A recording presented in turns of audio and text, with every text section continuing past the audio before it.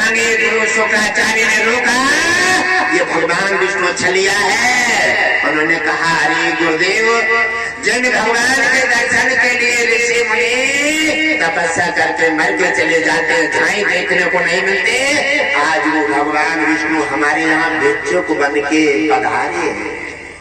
क्या बात है, क्योंकि भगवान कभी कभी भक्तों को और छोटे बड़े को नहीं देखता, और भगवान भी कभी कभी भक्तों के सामने हाथ जोड़ करके खड़ा हो जाए, क्योंकि सीख देता है। सीख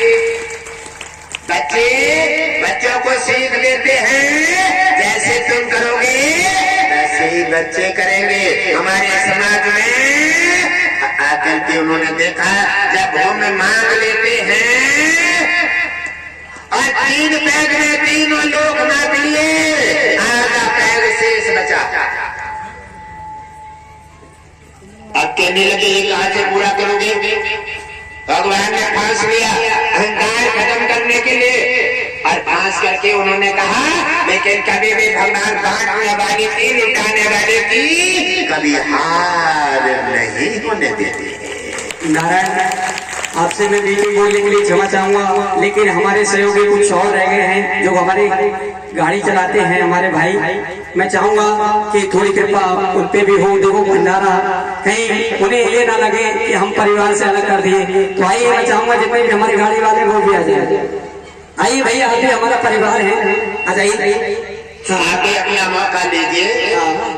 उसी समय उन्होंने जाकर के जब व्यवस्था देखी, और व्यवस्था देख करके और जब उन्होंने देखा और देख करके जब आधा पैग शेष बचा, तो भगवान विष्णु ने कहा अब कहाँ पूरा करोगे? भगवान भक्त की परीक्षा ले रहे हैं। बलि ने कहा हे मेरे करुणानिधि, अभी मेरे पास है। अब बोले अब क्या बचा है? बोले अब मेरा शरीर बचा है, इस पर आप अपना आधा पैर नाप सकते हैं। और भगवान के लिए जब बलि ने सर्वस्व अपना भी अर्पण कर दिया, तो भगवान भी उन्हीं के अर्पण हो जाए।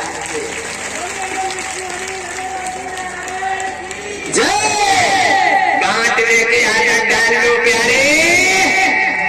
अब जब उन्होंने जाकर के और बलि से जब प्रसन्न हुए भगवान विष्णु, कहने लगे हे भक्त वरदान मांग, और कहते मुझे हरा दिया ऐसा चट्टान भक्त मैंने धरती पर नहीं देखा।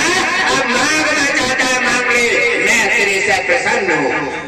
और बलि ने कहा हे नाथ कृपालु, यदि देना चाहते हैं तो मेरी तो जो आदत है वही आदत पूरी करना चाहता हूँ। उन्होंने कहा क्या आदत है? बोले हे नाथ, आप तो जानते हैं मेरे की बांटने की आदत है।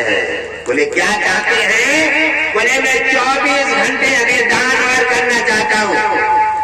24 घंटे अभी दान और करना चाहता हूँ। हे नाथ कृपा करें, 24 घंटा मेरे हाथ ठहर जाए, और 24 घंटे बाद हम भी चलेंगे, तुम भी।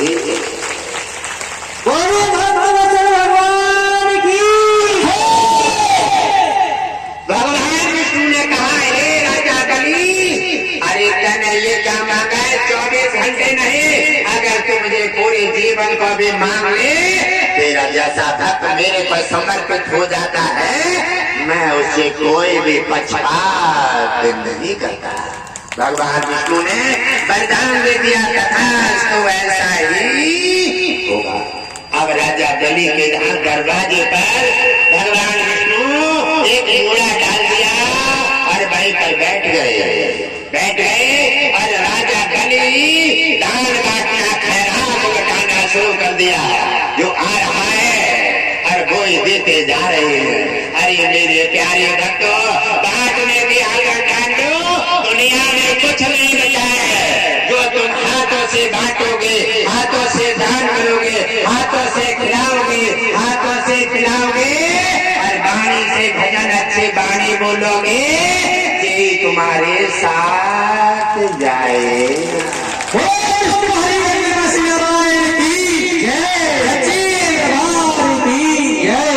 और अगले समय जब धीरे धीरे 24 घंटे पूरे हो गए। भगवान विष्णु ने कहा, हे बलि अब चले। कहने लगे, नाथ कहाँ चलोगे? बोले, अब 24 घंटे पूरे हो गए, 24 घंटा को तुमने मांगा था, अब चलिए, अब तुम तो हमारे हो। तो उन्होंने कहा, हे नाथ 24 घंटे होते हैं, 25वां घंटा है ही कहाँ? और जिस दिन 25वां घंटा लग जाए, दिन तुम और हम दोनों चलेंगे, और जो 24 घंटा रहे तब तक तुम हमारे यहाँ ठहरोगे।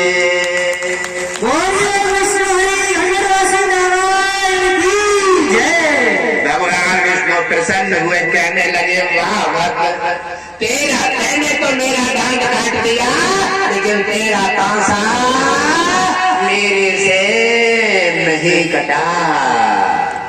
भक्त के भाव में भगवान खो जाता है।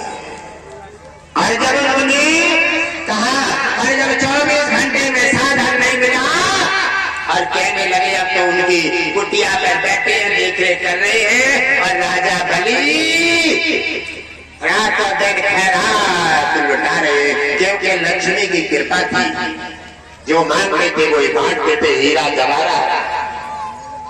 और जब लक्ष्मी ने देखा कि भगवान विष्णु पुनः वापिस नहीं आए हैं, अब तो लक्ष्मी को खलबला मचने लगा।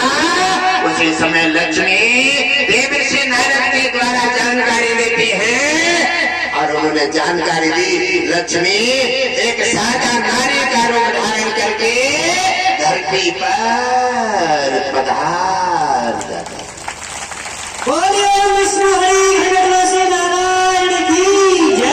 हमारी देवियों में अगर लक्ष्मी प्रवेश कर जाते, कोई पहचानेगा कि लक्ष्मी कौन सी और देवी कौन सी है? देवताओं में भगवान विष्णु प्रवेश कर जाए, मानव का रूप धारण कर पहचानोगे तो भगवान विष्णु कहाँ गए? हाँ, कोई नहीं बचा सकता। संतों में भगवान विष्णु निवास कर जाए, कोई पहचानेगा कौन सा संत भगवान है। इसलिए इस सत्संग में न जाने कौन देवता और कौन कौन भगवान आकर के सत्संग का आनंद लेते हैं, और देवताओं की मूर्ति में आकर के मानव के देह में प्रवेश करके सत्संग का आनंद ले।